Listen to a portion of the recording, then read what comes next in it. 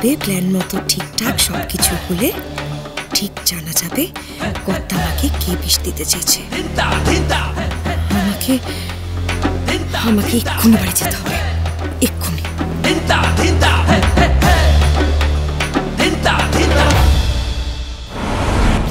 আরে বাবা, এখানে দাঁড়িয়ে এখন এত ভাবলে তো কিছু করার নেই না।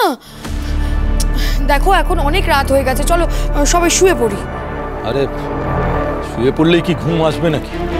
যতক্ষণ না জানতে পারছি মা কেমন আছে, মায়ের জ্ঞান ফিরলো কিনা।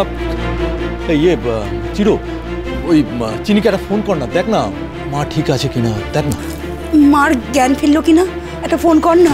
আরে এত ভাবার কি আছে বলো তো, বুঝতে পারছি না। ওখানে চিনি তো আছে, কিছু যদি হতো তাহলে তো নিশ্চয়ই একবার ফোন করতো। ও যখন ফোন করেনি তার মানে সব ঠিক আছে। আর সত্যি বলছি অনেক রাত হয়েছে, চলো এবার শুয়ে পড়ি। আরে বাবা, দ্রোণ তো একটু পরে যাবে। কিরে, এই মা কেমন আছেন? চিনি, তুই চলে এলি? চিনি, চিনি মায়ের জ্ঞান ফিরেছে। কি হলো চিনি, চুপ করে আছিস কেন? মা কেমন আছেন? আরে কি হয়েছে, তোমরা সবাই চিৎকার করছো কেন? চিনি, ঠাম্মি কেমন আছে? ভালো আছে। আরে বাবা ভালো আছে তো দ্রোণও বললো, কিন্তু জ্ঞান ফিরেছে কি? হ্যাঁ, আমার সাথে দু একটা কথাও হয়েছে।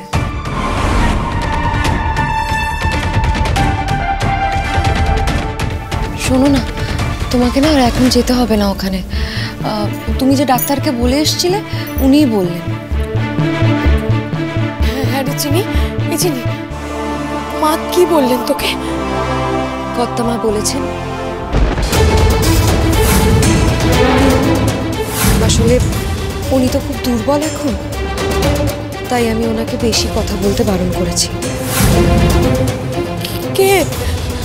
কার কার কথা বললো বল না। আমাদের বাড়ির কেউ?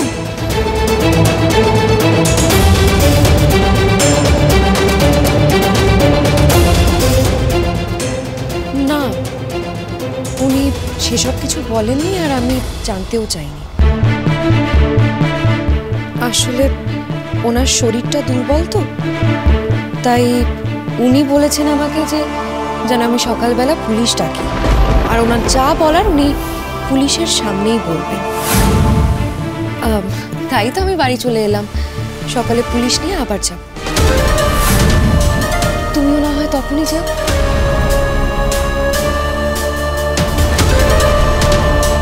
যাক, এটা তো অন্তত পরিষ্কার হলো যে ছোট পিসি জানে যে অপরাধী কে। চিনি সোম থেকে রবি প্রতিদিন রাত 10:30টায় স্টার জলসায় ও ডিজনি প্লাস হটস্টারে।